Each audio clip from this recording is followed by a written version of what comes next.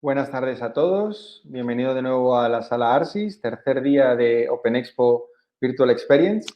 En el día de hoy os voy a recordar la jornada que vamos a tener. Ahora a las 4 tendremos a Miguel de Bas entrevistando a Gerardo Bustos Pretel.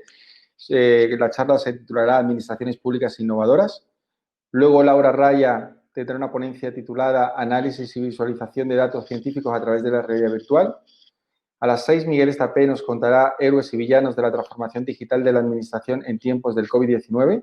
Y para finalizar, a las 7, Alberto Gómez Toribio con DEFI, los felices años 90. Recordaros que las charlas tendrán una duración aproximada de 30 minutos, dejando 10 a 15 minutos para preguntas y respuestas.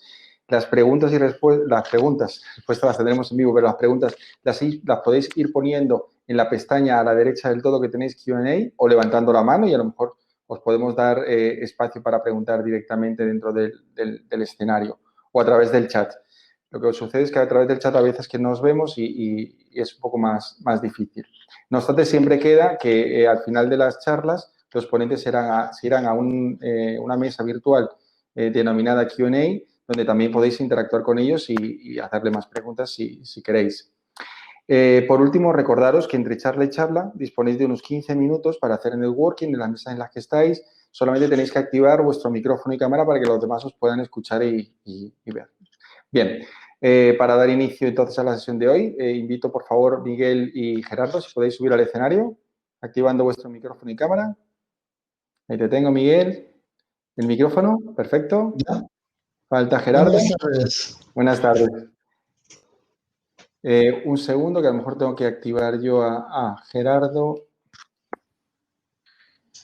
Ahí está Gerardo. Buenas tardes. Buenas tardes, Gerardo. ¿Qué tal? Bueno, como os decía, la charla de hoy, Administraciones Públicas Innovadoras. Miguel de Bas es fundador del Club de Innovación, portal de referencia en innovación para la Administración Pública, Administración Electrónica, y Gerardo Bustos es subdirector general de Información, Documentación y Publicaciones del Ministerio de Hacienda. No os robo más, me bajo del escenario y aquí os dejo. Muy bien. Pues muchísimas gracias. En primer lugar, gracias a los asistentes, a los y a los que se puedan sumar para visionar después esta entrevista o esta sesión.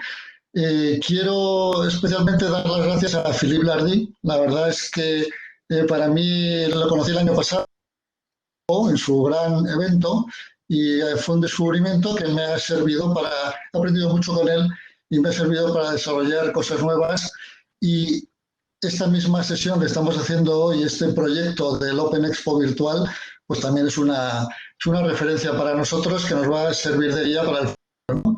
Nosotros hacemos el Congreso Nacional de Innovación y Servicios Públicos, que Gerardo conoce muy bien, y nos aprendimos mucho del Open Expo para realizarlo y para que fuera un éxito este mismo año, ¿vale? Bien, nosotros queremos hablar de administración pública. Cuando al perfil de público del Open Expo, posiblemente lo de la administración pública les va a sonar un poquito a lejano, como suele pasar con la gente. La gente tiene relación con la administración muy puntual y no profundiza en cómo funciona, qué es lo que está pasando, cómo la administración se transforma. Y de hecho, cuando hablas de transformación, cuando hablas de innovación y transformación, administración pública, perdón, la gente se extraña y dice, eso es imposible, innovación y administración. Bueno, hablar de administraciones públicas innovadoras, de la innovación en la administración, pues contamos con Gerardo Bustos. Gerardo Bustos es para nosotros un referente, está en el Ministerio de Hacienda, ha participado desde el Ministerio de Hacienda cuando también ha sido parte del Ministerio de Hacienda y Función Pública o del Ministerio de Hacienda y Administraciones Públicas y conoce las administraciones y muy en especial la Administración General del Estado. Él es una persona que nos ha acompañado en muchas ediciones de nuestros congresos, tanto de Archivo de Documentos de Información y Servicios Públicos, participando en el Comité de Programa, y nos ha aportado pues mucho conocimiento, referencias, muy buena información y bueno, te tengo que agradecer, Gerardo, que es parte del éxito que podemos tener en nuestros eventos dirigidos para la administración y siempre de forma gratuita para todos los responsables de la administración, ¿no? Y como te tenemos aquí, pues vamos a empezar para que nos cuentes cómo está, qué está pasando ahora. Vamos a empezar por el tema, bueno, que ha sido uno de los referentes cualquier evento de estos tiempos, que es hablar del COVID y cómo nos ha afectado y cómo esto también nos va a llevar a potenciar ese cambio y esa transformación en la administración del Estado y en otras administraciones, ¿no? Entonces estamos saliendo de una situación complicada, compleja, y esto yo creo que nos ha llevado a plantear que ha habido cambios, que inevitables, pero esto supone también que la administración, y en especial parte de administración electrónica, parte de teletrabajo, etcétera, va a cambiar mucho. Cuéntanos un poco cómo has visto tú desde tu posición esta crisis. Bueno, esta crisis, visto desde la parte, es decir, si nos abstraemos de lo que es una epidemia con unas situaciones graves y una enfermedad y fallecimientos y tal, ¿no? Quiero decir que si salimos de lo que es eso, lo que ha sido, nos metemos lo que es en la gestión, realmente ha sido una prueba de fuego para lo que es administración electrónica. Base de que si no hubiera habido administración electrónica hasta el nivel que la tengamos desarrollado, y hemos visto que realmente está bastante desarrollada, si no hubiera habido esa administración electrónica, el confinamiento hubiera supuesto una apaga y vámonos. O sea, y ya volveremos cuando se pueda, ¿no? Entonces, todo lo que se haya hecho en estos momentos, estamos hablando de una figura como la gestión de los ERTE, que han sido, digamos, una pieza fundamental en el tratamiento de la crisis económica, es pura administración electrónica, por ejemplo, ¿no? Y además alguna figura nueva de la noche a la mañana, por poner un ejemplo así como muy concreto. El resto de las administraciones, todas han estado funcionando al nivel que han podido y los medios que se han podido, teniendo en cuenta que además ha sido de la noche a la mañana, ¿no? Es decir, que de pronto un día cerramos y decimos, vamos a responder con administración electrónica como se pueda y esto se pueda, ¿no? Y ha habido, bueno, pues un funcionamiento de lo imprescindible. Bien, esto digo que es una especie de test de estrés para la administración electrónica, una prueba de fuego. Esto no se podría haber organizado, porque dice, vamos a hacer un simulacro y tal, y este simulacro de 3 meses y con esto, claro, es imposible, ¿no? Entre otras cosas por el costo que tiene. Pero, claro, como ha ocurrido, entonces lo hemos visto y entonces lo que es digamos, yo creo que el balance es positivo, ha funcionado, se ha mantenido un hilo de funcionamiento mínimo bastante aceptable, y se ha generado un cambio de cultura y probablemente eso será uno de los aspectos que más iremos viendo en los próximos tiempos, porque toda la barrera cultural que tenía la administración electrónica, si tenemos en cuenta que en la administración electrónica teníamos unas leyes que las impulsaban, había unas herramientas, teníamos más o menos todos los ingredientes, o casi todos, menos el planteamiento cultural, ¿no? Es decir, la reacción al cambio, esto es muy difícil de vencer en un cambio de paradigma como es la administración electrónica. Y es que esa barrera cultural, ese cambio cultural, de alguna manera se ha producido, porque yo siempre pongo el ejemplo y digo, hombre, cuando alguien se opone mucho a esto del teletrabajo, de la administración electrónica y tal, dice, dile, y es del sector público, y digo, dile que ha seguido cobrando su nómina gracias a que la administración electrónica ha funcionado y el teletrabajo ha funcionado durante este tiempo, ¿no? Entonces, a partir de ahí le invitamos a que sea un poco sensible al cambio cultural, ¿no? Sí. Oye, entonces, esto que ha pasado, ¿cómo nos va a afectar en esa transformación digital por la que tanto los innovadores públicos, tú y tanta gente lucha, a veces contra corriente y contra pues, los propios sistemas? Pues sí. Bueno, precisamente esto yo creo que es lo que comentaba, lo que nos va a ayudar es a que sea un poco menos contracorriente, ¿no? Hombre, estamos viendo ahora cómo los péndulos, y más en este país que es muy pasional, los péndulos se van a un lado totalmente y después luego se van al otro y vuelven. Entonces, yo creo que encontraremos el equilibrio, ¿no? O sea, porque, digamos, el exceso ahora mismo de decir, ya todo electrónico, teletrabajo y tal, sería tan negativo como sería negativo el poner barreras y no seguir este camino, ¿no? Pero lo bueno, que como decía antes, es que este cambio cultural nos va a ayudar a digerirlo, a entenderlo bien, a superar esas barreras que había. Realmente hemos salido adelante. Yo creo que el balance es muy positivo porque la alternativa de no haber tenido en marcha lo que tenemos en marcha la administración electrónica, la alternativa era cero. O sea, es decir, el apagón total, ¿no? Realmente hubiera sido inviable, hubiera tenido que seguir saliendo mucha más gente. Pensemos ahora mismo, en frío, la de vidas que se han ahorrado y la gestión económica, digamos, que se ha ahorrado gracias a la administración electrónica, ¿no? Es decir, la alternativa a esto hubiera sido mucha más gente saliendo porque era totalmente imperioso, era imprescindible, con lo cual más contagios, más riesgos, más fallecimientos, más, digamos, más mayor la pandemia, ¿no? El efecto de la pandemia. Y económicamente, pues otro parón. Es decir, si ahora ha habido un cierto parón, sobre todo aquellos negocios que solo se sustentan en lo físico, pensemos que ha habido un parón total, por ejemplo, en el tema restauración, un parón total en el tema turismo, por ejemplo, ¿no? Pero hay otros muchos negocios que han seguido funcionando porque han funcionado electrónicamente, ¿no? Entonces, digamos que ese daño económico hubiera sido infinitamente mayor sin esta administración electrónica. Y ese es el balance que tenemos que hacer, ¿no? Es decir, lo que ha ocurrido ocurre, como en nuestra vida ocurren cosas. ¿Qué es lo que sacamos de ahí? ¿Cómo se gestionan? Es decir, nos va a ocurrir cosas en la vida, nos ocurren todos los días, enfermedades, imprevistos, accidentes, todo. Y ocurren a todo el mundo.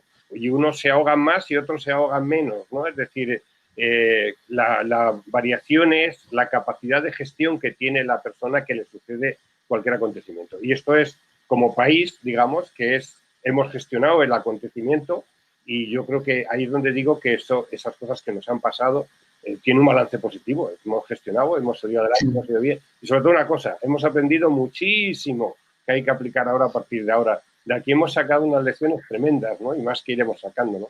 No voy a caer en el pecado de decir, a ver si aprendemos y tal. Estoy seguro que hemos aprendido muchísimas cosas y además que cada vez que pongamos la marcha dirá, bueno, pues es que está. Y además yo creo que haremos las cosas pensando en que la pandemia puede ocurrir. Es que hasta ahora era algo desconocido, esto no ocurría, ¿no? Hacemos simulacros de incendios, pero no hacemos simulacros de pandemia.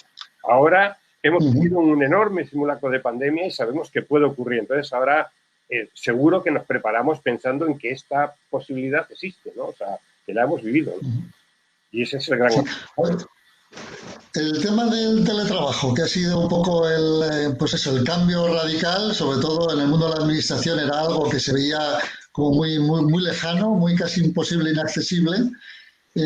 ¿Cómo lo habéis vivido? ¿Cómo se ha vivido? ¿Y qué perspectivas le ves a corto y medio plazo al tema del teletrabajo? Bueno, para empezar hay que decir que lo que hemos hecho no es teletrabajo. Se ha hecho teletrabajo en algunos casos, pero en muchos de ellos ha sido eso que llamamos trabajo a distancia y otros ha sido flotar sin saber nadar, es decir, sobrevivir como pero bueno, dentro de eso, es decir, porque lo que sí que ha habido es muchísimo voluntarismo, ¿no? Y un cambio de cultura. Estamos acostumbrados a medir nuestra presencia física como sinónimo de decir, este ha trabajado 8 horas. Es mentira. Este le hemos controlado que estaba 8 horas, pero bueno, nos llevamos siglos creyéndonos que esto es así, ¿no? Y admitiendo esa.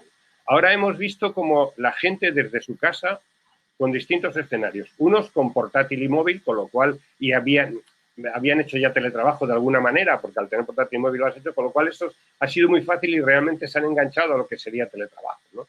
Otros con su ordenador de casa, pero su ordenador de casa peleándose porque el hijo tenía también problemas que la clase también era virtual, había que repartírselo y el marido y tal, quiero decir que con una especie, digamos, de organización familiar para afrontar esto y haciendo todo lo que han podido con ese ordenador de casa, porque no había otros medios, ¿no? En otros casos sé que han llevado el ordenador de sobremesa del centro público, se lo han cogido y se lo han puesto en su casa, ¿no? Para que tuviera casos de eso. Quiere decir que la respuesta ha sido muy variada, ¿no?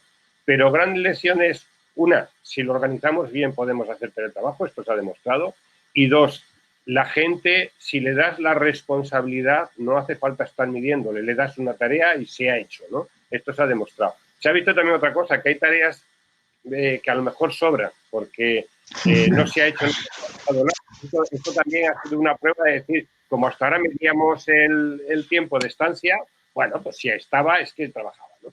Ahora, como hemos medido tareas, de pronto dice, pues esta tarea no, esta la aparcamos y no pasa nada, ¿no? Entonces también hay, digamos, una depuración de tareas, sobre todo, bueno, cosas que a veces duplicamos y nos excedemos y esto de la burocracia que nos enreda y tal. Entonces también se han visto cosas que dicen, lo mismo ya las podemos aparcar un poco más, ¿no? ¿Qué va a ocurrir ahora con el teletrabajo? Bueno, yo creo que el mundo se divide ahora en dos, el mundo administrativo. Los que piensan que el teletrabajo va a seguir ya todo y en todos los órdenes y totalmente como ha sido hasta ahora, solo teletrabajo. Y los que piensan que esto ha sido un paréntesis y se volverá a todo como estaba antes, ¿no? Me dan un poco miedo los dos, porque si todo sigue como hasta ahora teletrabajo, como hemos tenido este mes, está sin organizar y esto hay que prepararlo, ¿no? Y el que se piensa que hay que volver a lo de antes, pues no hemos ganado nada, no hemos aprendido nada, ¿no? Entonces, en el punto medio, lo que parece es que el teletrabajo ha demostrado que sirve, que en determinados momentos como el que hemos vivido, no solo es que sirva, es la única posibilidad de estar activo. Y visto eso, lo lógico es que empecemos a pensar en otra manera de organizarnos, que es, por ejemplo, la oficina es donde nosotros estamos.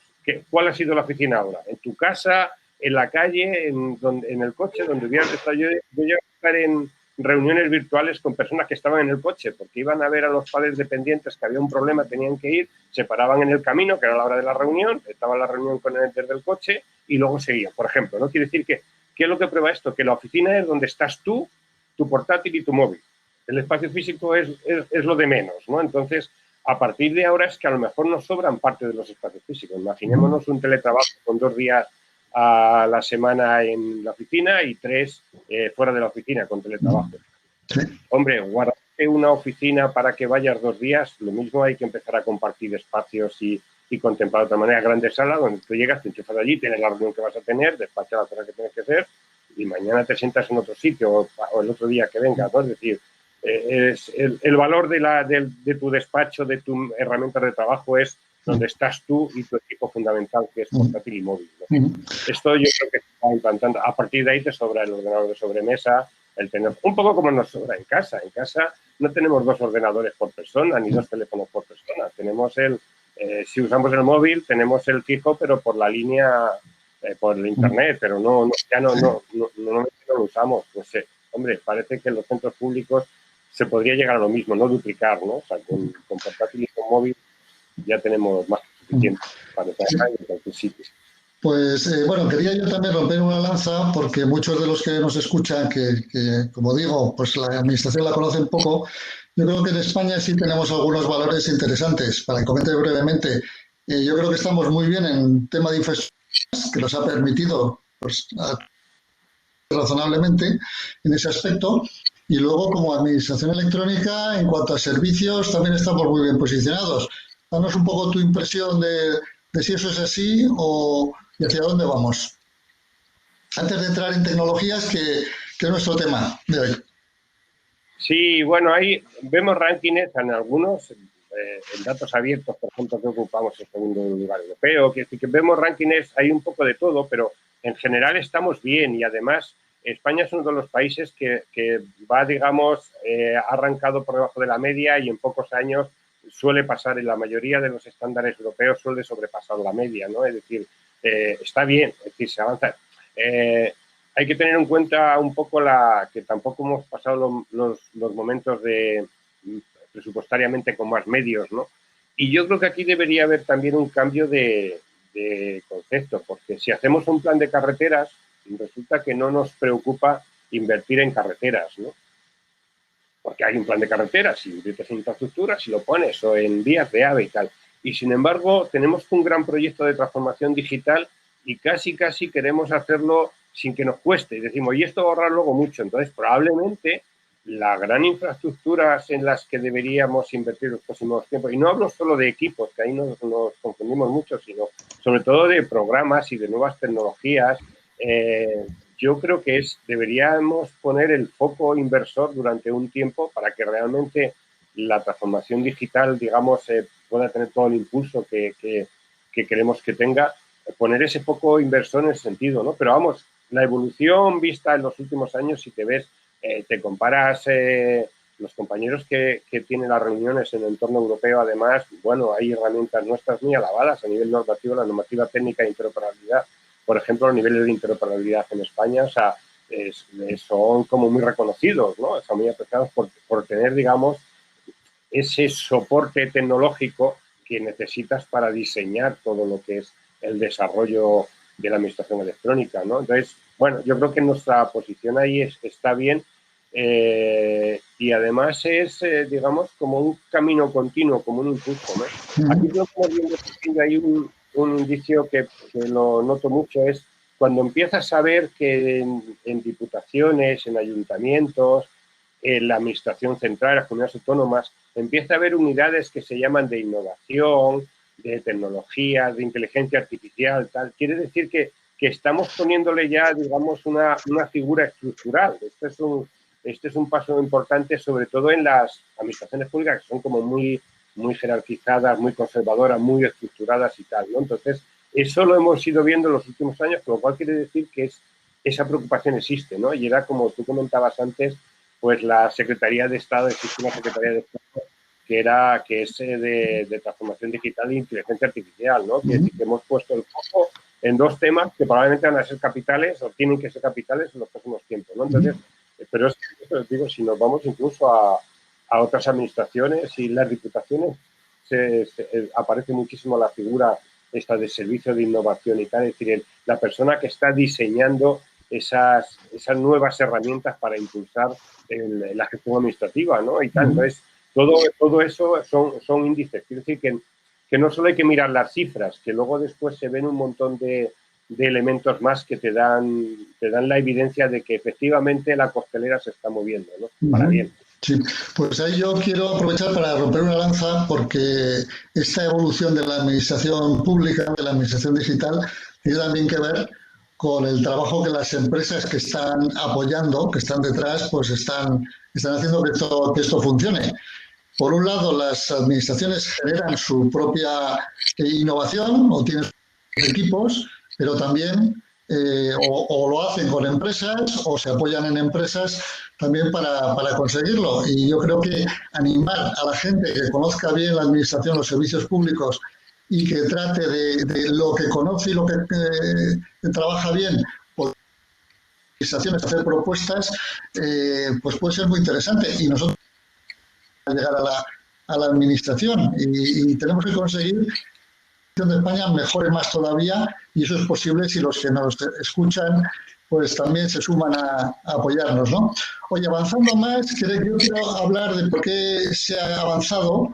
Una de las materias por las que se ha avanzado por la normativa que se ha venido implantando, quizá tarde, pero se ha venido implantando por fin, y nuevas normativas que se prevén. Y luego entraremos en la parte de qué tecnologías son las que estás viendo tú que se utilizan en la administración, pero eso luego. Primero, cuéntame un poco sobre las normativas que están moviendo todo esto. Bueno, hay una normativa, yo cuando me pregunta, dice, joder, normativa disruptiva IT, digo, lo que llamamos las leyes siamesas, las leyes 39-2015 y 40-2015, una de ellas procedimiento administrativo, es decir, relaciones de la administración con los ciudadanos, y la otra es de régimen jurídico, es decir, relaciones entre las administraciones, ¿no? Esas dos que nacieron juntas y como proyecto común, que hay un Real Decreto de Desarrollo de la Administración Electrónica que deriva de las dos, que, bueno, por divisor entre los cambios ministeriales y tal, al final no ha salido todavía, pero bueno, ahora mismo está, digamos, en su última fase y ha pasado varias veces, digamos, estar a punto, ¿no? Entonces, esa me parece la normativa más disruptiva por una razón, porque son las normas que nos dibujan, nos establecen que todo el funcionamiento de la administración española tiene que ser en electrónico. Ya no es que unas cosas sí, otras no, lo que se pueda y tal, es en electrónico. Probablemente no acertaron mucho los plazos que ponían y tal. Teóricamente, después de un aplazamiento de 2 años, en octubre próximo tendrían que estar en pleno funcionamiento y lo estarán en unas partes sí, en otras no. O sea, probablemente haya sitios más atrasados o sitios donde se ha impulsado menos o tenían menos medios, ¿no? Quiere decir que no va...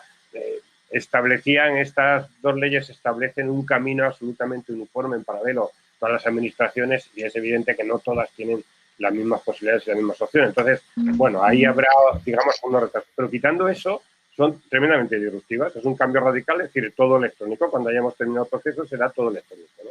Y luego vemos ahora que empiezan a salir leyes a raíz de toda la nueva situación. Una de ellas es el teletrabajo, se está hablando de una nueva ley de teletrabajo, en el que hemos pasado del teletrabajo, hubo algunos intentos allá por el 2006-2007, creo que fue, se quedó paralizado y hemos pasado incluso un poco de medio demonizarlo en el sector público, ahora de pronto verlo, pues eso, como lo estamos viendo, como la herramienta y tal, y entonces está apareciendo esa normativa, ¿no? Se está hablando también de una reforma de la norma de función pública para la Administración General del Estado, donde también se incluiría el tema teletrabajo. Yo creo que con un poco de error, porque se está concibiendo el teletrabajo exclusivamente como conciliación, y es verdad que es uno de los efectos, pero no es el único, ni tiene por qué ser el central. El central es que el teletrabajo, digamos, se trabaja mejor, se produce más, es más productivo, es rentable y al final genera un mejor servicio para los ciudadanos, que es el foco.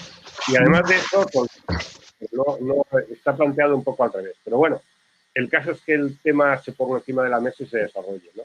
Y hemos visto otras normas, pues, como los ERTE, que han surgido ahora y van muy ligados a la administración electrónica, ¿no? Es decir, a la gestión, ¿no? Hay un resultado tremendo de uso de administración electrónica que ha sido el ingreso mínimo vital. El ingreso mínimo vital, hemos oído que de oficio a 75.000 familias se les ha, sin que ellas hayan hecho nada, o sea, la administración con los datos que tenía ha dicho son situaciones de pobreza, ¿no? Es un poco parecido a lo que ocurre con la declaración de la renta, que nosotros ya no tenemos que ir con todo aquello de los papeles, los certificados que íbamos hace unos años cargados. Trabajamos para las administraciones cargados de papeles, ¿no? Ahora lo ves en el ordenador, la agencia tributaria te dice, oiga, tengo esto de usted, ¿le vale? ¿Está conforme? Sí, pues cerrado. Usted ya no se moleste, no haga nada más, ¿no? Algo parecido se ha hecho, o sea, usando los datos con el ingreso mínimo vital, ¿no? Entonces, ahora el resto de las personas lo tienen que solicitar, pero esos 75.000 primeros son los casos más claros que la administración ha podido determinar con sus datos. Fijémonos lo que va a suponer esto, que es un poco la idea, que es que alguien no tenga que pedir una beca. Dice, ¿por qué tengo que pedir una beca? Si el Estado sabe lo que yo estudio, los ingresos de mi padre, dónde vivo y tal, pues tiene los datos suficientes para decirme, oiga, usted le cortó una beca, como ahora pasa con el ingreso mínimo vital. O la dependencia. Pues alguien dice, yo la conozco ahora mucho por mis padres, a la de papeles que hay que llevar, papeles, en unos casos papeles físicos y en otros papeles digitalizados que son PDFs, pero mucha documentación, ¿no? Y entonces lo que dice siempre, dice, a ver, usted tiene todos los datos de esta persona, una vez que evalúa qué grado de dependencia tiene, a partir de ahí no tiene que hacer nada más, usted tiene todo, cruce, entiendas entre las administraciones crucen los datos, ¿no? O cuando nace un niño en el hospital y entonces desde ahí se le da el nacimiento y a partir se dispara el cheque bebé, todo lo que quieras y tal, se automatiza. Ese es un poco el objetivo, ¿no? Y los dos ejemplos más claros que yo veo es de la declaración de la renta, que lo vemos desde hace varios años, y el ingreso mínimo vital, esta primera planta que se ha hecho ahora, que ha sido en poco tiempo, ese cruce de datos y tal, y como una maravilla, ¿no? O sea que, bueno, vamos viendo que ese sueño de administración que trabaje por nosotros se va logrando, ¿no? Oye, vamos a hablar de tecnologías. A ver, ¿qué nos dices de... te voy a preguntar por la inteligencia artificial, el blockchain y algunas más. Vete contándonos, por ejemplo, no sé en qué tema, inteligencia artificial, qué se está haciendo, sí, muy rápidamente para que la gente tenga conciencia de dónde se está. Sí, la inteligencia artificial es, bueno, parte de lo que he contado de la ingreso mínimo vital, ahí hay uso de datos, que es el Open Data, y ahí hay inteligencia artificial, ¿no? La inteligencia artificial se están haciendo, además, empezando a hacer, digamos, aplicaciones claras de lectura de documentos, con lo cual, a partir de ahí, además hay resultados ya que hablan que la lectura, digamos, que percibe o recoge el 40% de la documentación que va viendo. Fijémonos cuando hay que mirar millones de datos de documentos, lo que nos ahorra eso de trabajo, ¿no? Y luego en terrenos como lo que son los despachos jurídicos del mundo privado que empiezan a plantearse ya teleconsultas y tal, pues eso llevado al terreno público, pensemos en lo que es toda la fiscalización, seguimiento y aplicación contable y tal. Todo eso, que ahora mismo son tremendas cargas burocráticas, se empiezan a hacer pruebas con inteligencia artificial que ahorrarán muchísimos trámites y personas que se dedicarán luego a otras cosas, pero que ahora mismo esas se pueden hacer una máquina, ¿no? va muy unido a robótica. Siempre que hablamos de robótica pensamos en un robot físico, ¿no? Está bien, también lo sabrá, ¿no? Yo digo, el día que llegues a un centro público y veas que hay un robot limpiando el suelo, dirás, bueno, esto está empezando a robotizar, ¿no? Oye, y igual que hay físico, y como dicen algunos, tenemos robots compañeros de trabajo, hay otros robots que no son físicos, que son realmente programas inteligentes, no van muy ligados a la inteligencia artificial, que son los que nos están, digamos, facilitando la vida. Es que si pensamos, ahora vamos a coger un autobús y como esté estropeado el cartel que dice en la parada que no los minutos que falta para que llegue el próximo autobús, nos enfadamos. Desde hace 3 días. Sí, sí, es verdad. Inteligente de decirlo, oiga, le digo cuánto falta para que llegue el autobús que usted está esperando, ¿no? Y tal. Entonces, todo esto es aplicación de inteligencia artificial, ¿no? Oye. Pequeños robots que ya te empiezan a responder las preguntas frecuentes, son los que te están haciendo la respuesta y que evitamos que se lo haga el funcionario. Luego ya, para que tiene un tema específica, necesita una especialidad, entonces sí, pero esa que solo es de procedimiento y rutinaria y tal, pues se la contesta el bot, el robot, ¿no? Oye, y estás ahí y en cuanto al blockchain, que tú eres un aficionado a blockchain y crees que la administración va a tener mucho futuro. Cuéntanos un poquito tu visión. Bueno, lo que pasa es que blockchain todavía está en pañales. Siempre que queremos hablar de blockchain, comparamos, digo, mira, esto es como cuando Internet en los años 90, ¿no? Es decir, promete mucho, pero todavía está por vestir. Pero es muy parecido a la vida de Internet entonces, que Internet lo que hizo fue decir, digamos, democratizamos o extendemos totalmente el sistema de comunicaciones. Pues la blockchain es lo mismo, pero comunicaciones con valor. Es decir, estamos hablando de contratos, de cosas que generan valor, ¿no? Sin intermediarios. Entonces hay algunos experimentos, por ejemplo, el catastro en Suecia está experimentando un catastro en blockchain sin registros de personas ni nada, ¿no? La blockchain es un gran libro contable que está a la vista de todos, con lo cual no hace falta ese intermediario que da fe, porque todos lo estamos viendo, ¿no? Es muy difícil de alterar porque se está repitiendo en miles de ordenadores, o sea, se les llama mineros, ¿no? Que pican, y entonces al estar repetido y con procesos de cadena de toda la cadena de elementos que se van sucediendo, no puedes quitar uno porque se corrompen todo. Es decir, bueno, digamos que básicamente está algo a la luz y que es muy difícil o prácticamente imposible de alterar en estos momentos, ¿no? Entonces eso, su gran papel es que evita intermediarios. Con la aparición del documento inteligente, ¿no? Que va autoejecutable, o sea, una de las figuras de la blockchain en el mundo privado es el contrato inteligente, el smart contract, que consiste en que, por ejemplo, alguien ha llegado a un acuerdo entre dos, lo que siempre es un contrato, y no es que lo haya que interpretar, es que el acuerdo consiste en que ya hemos puesto ahí que una vez que se producen determinadas cosas, por ejemplo, alguien coge un cargamento aquí y lo lleva a Pekín, cuando el GPS indica que se ha llegado a Pekín, automáticamente se produce el pago, ya sin intermediarios ni nada, porque hemos aceptado de antemano que al llegar el GPS a las coordenadas, se produce el pago a esta cuenta que hemos puesto, ¿no? Esto llevado al documento inteligente, o sea, entonces está llevando ya a un documento que lleva todo su proceso, incluso de desaparición, de destrucción o de conservación permanente, con instrucciones. Entramos en otro camino, ¿no? Donde algo así como que los datos tienen vida, nos van dando ya instrucciones de vida, ¿no? Entonces, la blockchain está empezando y la administración que es conservadora empieza a hacer sus pinitos, sus prácticas, pero bueno, tardará, pero vamos, hay algún proceso. El gobierno de Aragón tiene ya algunas cosas en marcha, o sea, hay algunas administraciones que tienen, digamos, aplicaciones de blockchain que ya, bueno, empiezan a demostrar sus grandes utilidades. Oye, pues estamos mal de tiempo, veo que eres un gran aficionado al tema del blockchain y que eso acaba funcionando como va a funcionar para las empresas, para la sociedad en general, ¿no? Puedo recomendar, como hay otra serie de temas, que podemos hablar del Big Data, podríamos hablar del cloud, podríamos hablar de la identidad digital, donde se viene avanzando, podemos hablar de la contratación pública electrónica. Hay muchos temas de los que podemos comentar, pero como hoy no nos va a dar tiempo, a los asistentes a que, igual que en el chat, están viendo una serie de referencias de nuestro Congreso CENIS, en el que Gerardo ha participado activamente en su en su diseño de programa, pues que podáis indagar qué está haciendo la administración leyendo estas noticias que hemos ido al chat y otras que hay pues en la misma web, ¿no? Y si quieres, yo voy a aprovechar para poner en valor a los innovadores públicos. Gerardo Bustos es uno de ellos.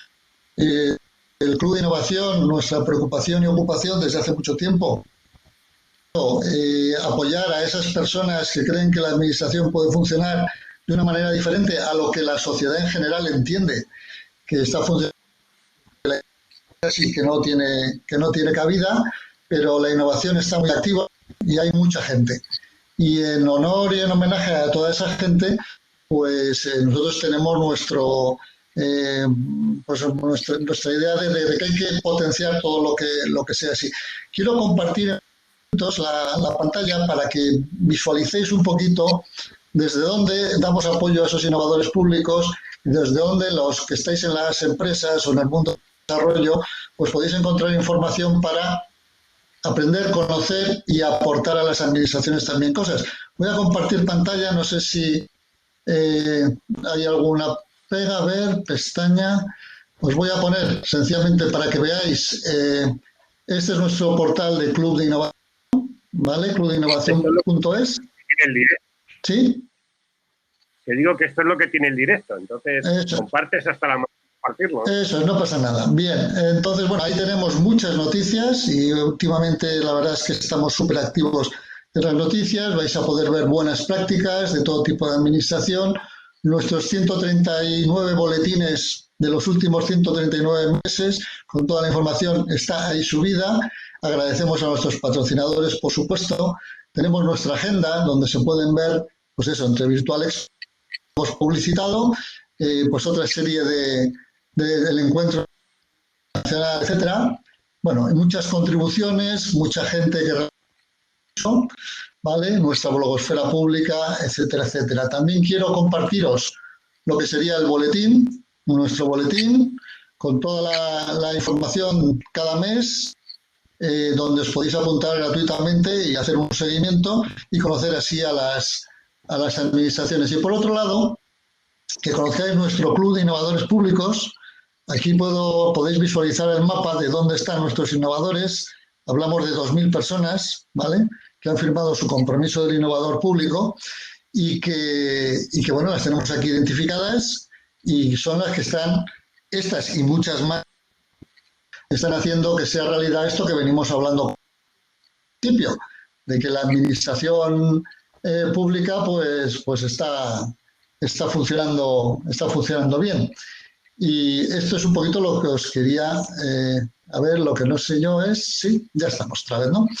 Entonces, eso, quiero agradecer especialmente a Gerardo el que nos haya acompañado para darle este impulso, esta visión. Y no sé, Gerardo, ¿qué más nos puedes contar? ¿Qué opinión tienes tú de los innovadores en la administración?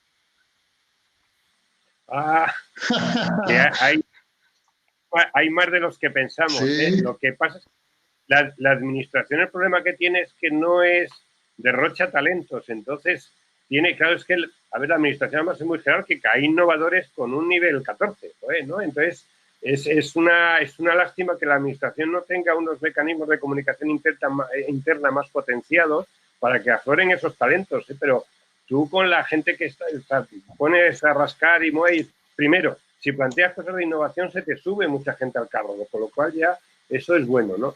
Y luego, a veces, intercambiando opiniones, ves que de pronto hay pues, un auxiliar, un jefe de servicio y tal, que tiene sus ideas de innovación. Lo que pasa es que nadie las ha puesto en valor ni le ha dado la oportunidad de desarrollarlas. Entonces, nada que impulsas un poco, lo haces.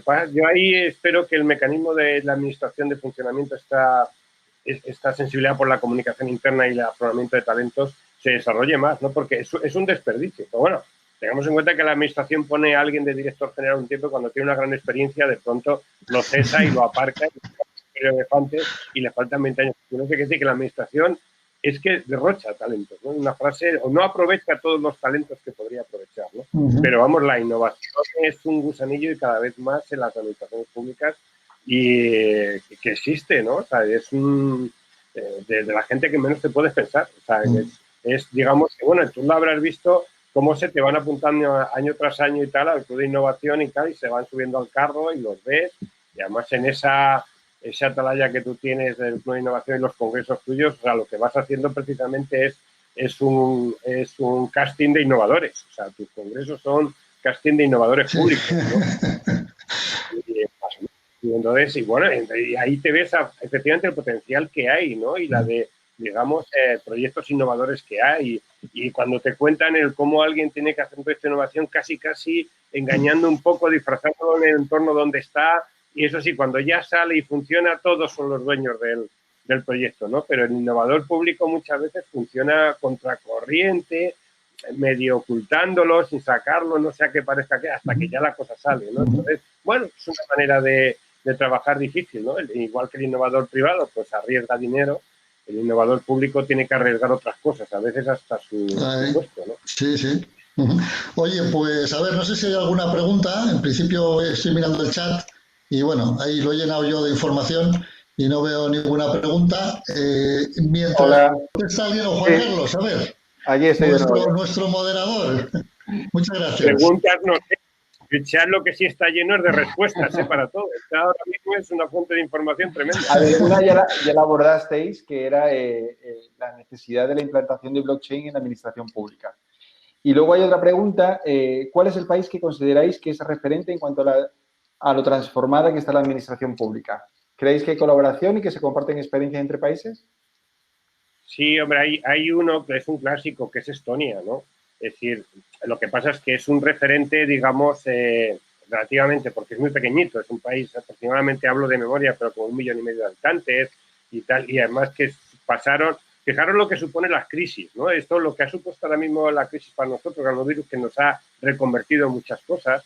Pues Estonia es que cuando se separa de la Unión Soviética y tal, además hay un elevado porcentaje de población rusa que los dejan en la estacada a los estonios cuando se van, y encima luego después tienen problemas de ataques de ciberseguridad y tal. Total, que deciden hacer algo así, dicho muy resumidas cuentas, borrón y cuenta nueva a partir de cero y funcionar solo en electrónico. Entonces es un estado ahora mismo que funciona totalmente en electrónico, ¿no?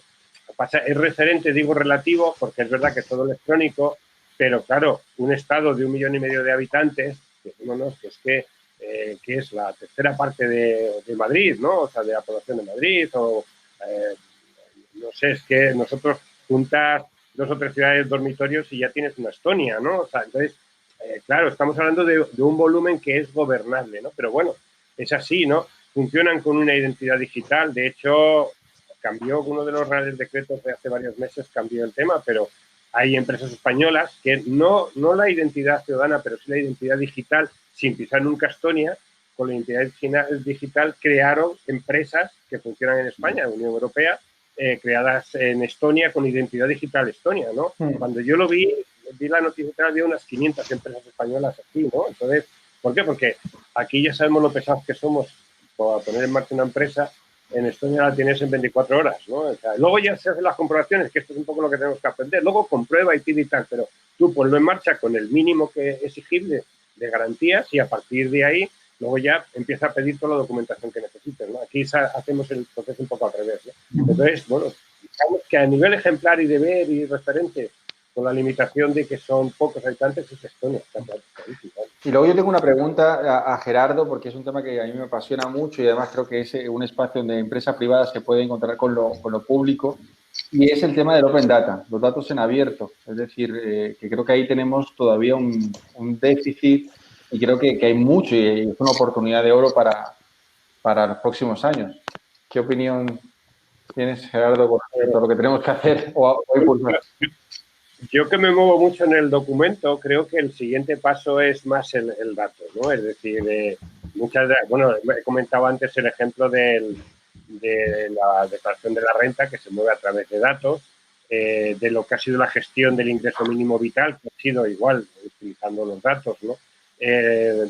Los países que han funcionado mejor contra la pandemia, uno de los elementos de las herramientas que se ha utilizado mucho es precisamente utilizar los datos, seguimientos, incluso anonimizados, ver los comportamientos de las personas y ver dónde, digamos, se producían focos y tal. Es decir, los datos es como, bueno, se dice que es el oro actual, es el mundo futuro, ¿no? Y entonces el Open Data además centra en lo que es la nueva filosofía en la que estamos, que es todo sea reutilizable, ¿no? Es decir, es más, todos esos bienes que tiene la administración se han hecho con dinero público, con el dinero de todos, y lo lógico es que reviertan y vuelvan a la sociedad. Es decir, si una empresa, cualquier entidad, puede sacar jugo a esos datos que tiene la administración, respetando, por supuesto, lo que es el tema de la protección de datos personales, bendito sea, lo tenemos que potenciar. Es decir, toda aquella riqueza que revierte en bien de todos tiene que potenciarlo. Entonces, ahí el tema de datos yo creo que está por explotar, está todavía en pañales, pero bueno, como casi todo en este terreno, ¿no? Pero ese probablemente uno de los que más, quizá menos conocidos por el gran público y tal, ¿no? Y no saben que realmente nos estamos gobernando cada vez más por datos, ¿no? Y esos datos, bueno, por ejemplo, que lo tuvimos en uno de los congresos que ha mencionado Miguel, una de las experiencias que ha habido recientemente es el Instituto Nacional de Estadística ha suprimido determinadas encuestas con todo lo que suponía de coste y tal por un contrato con los operadores telefónicos en España para que en varios días de muestra, que eran fines de semana, en verano, días de entrediario, es decir, un muestreo de datos para ver anonimizados el comportamiento de la gente, ¿no? Y dice, hombre, es muchísimo más valioso eso, digamos, mucho más preciso objetivo, que con muchos miles de encuestas y desde luego más barato y digamos con mucha más información. Entonces, todo eso tiene que ser luego reutilizable perfectamente por el sector privado. Es de todos, es que eso es de todos. Entonces, todo lo que genere riqueza tiene que ponerse ahí a disposición de todos, ¿no? Pero yo creo que esa filosofía cada vez está más implantada, ¿eh? Claro, es que hace no muchos años un funcionario hacía un documento y no se lo daba ni al de al lado. Este es mío, ¿no? Entonces, sin embargo, ahora está clarísimo la filosofía de la reutilización que tiene hasta su propia ley. O sea, es una manera de ver las cosas y decir, no es tuyo, lo has hecho con el dinero de todos estos, ¿no? Y todos los ciudadanos. Y si tú lo pones a disposición de revierte más dinero.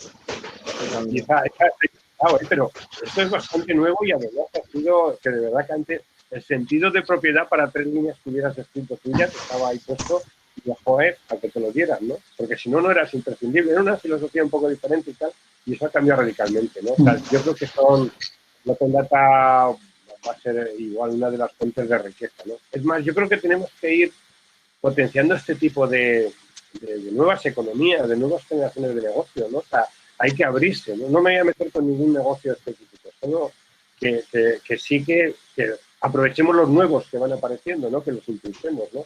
Y este sin duda es uno de ellos. Pues yo me imagino que te preguntas interesadamente y haces bien, pero me parece. Y luego hay una cosa que es que lo que es tanto Data como digamos, todas las reutilizaciones que también estamos empezando a entender y no es imprescindible la colaboración público-privada. Es que no estamos en el mismo barco desde distintas dimensiones, pero es la misma historia, ¿no? Entonces, es una cosa que empieza a calar también y es importantísimo, ¿no? Es decir, no son dos mundos aparte, no, son complementarios y además en determinadas actuaciones como esta, ¿no? Es decir, la administración se lo pone y colabora luego en parte o el sector privado reutiliza, o sea, todo eso al final es riqueza y es subir el país, o sea, es el trabajar conjuntamente, ¿no? A mí me parece que la colaboración público-privada es algo en lo que también antes no teníamos muy claro y que cada vez está como más implantada, afortunadamente, ¿no? Pues muchísimas gracias. Vamos mal de tiempo ahora sí. Invito a los participantes, a los asistentes, que podáis abordar a Gerardo y a Miguel Ángel en las salas virtuales cuando cierre la conferencia. Gerardo, Miguel, muchísimas gracias. Una entrevista supremamente interesante y habrá que buscar otro canal virtual para continuarla. Ahí continúa, sí. A todos. Un placer. Muchas gracias a vosotros. Os recuerdo que a las 5 empezamos la charla con Laura Raya, nos hace una ponencia, análisis y visualización de datos científicos a través de realidad virtual. Eso también pinta muy interesante.